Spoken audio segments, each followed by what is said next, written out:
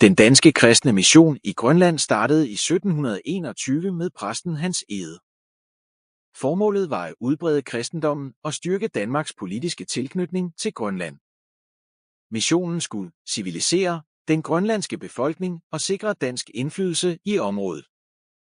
Dette førte til kristendommens dybe og vedvarende indflydelse på Grønlands kultur og samfund.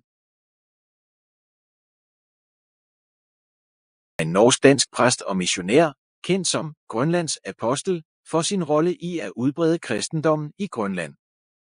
Han rejste i 1721 til Grønland med sin familie og en gruppe missionærer med det mål at omvende den grønlandske befolkning til kristendommen og styrke Danmarks tilknytning til området.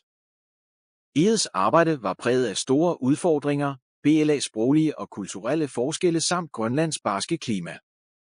Han lærte det grønlandske sprog og dokumenterede inuitternes skikke og tro, hvilket gav værdifuld indsigt i deres kultur. Egede grundlagde kolonien Godhav og indførte kristen undervisning og ritualer. Efter 15 år rejste Egede tilbage til Danmark, men hans indsats lagde grunden til en vedvarende kristen indflydelse i Grønland.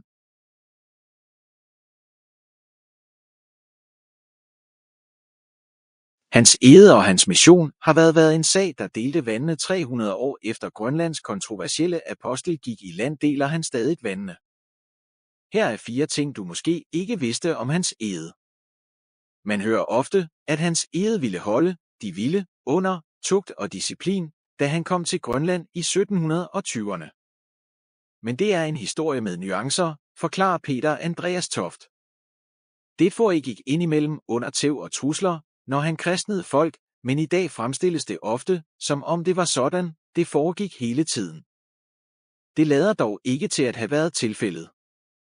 Han straffede grønlænderne, hvis de havde lyttet til de lokale åndemanere, eller hvis de havde glemt deres bønner, men man bør huske på, at straf var meget almindeligt på det her tidspunkt i Danmark.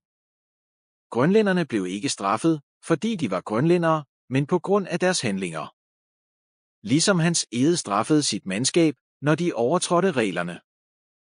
I dag ville vi kalde 1700-tallets Danmark et voldssamfund. Her var straf helt almindeligt, både i hjemmene, på arbejdspladsen og i kirken.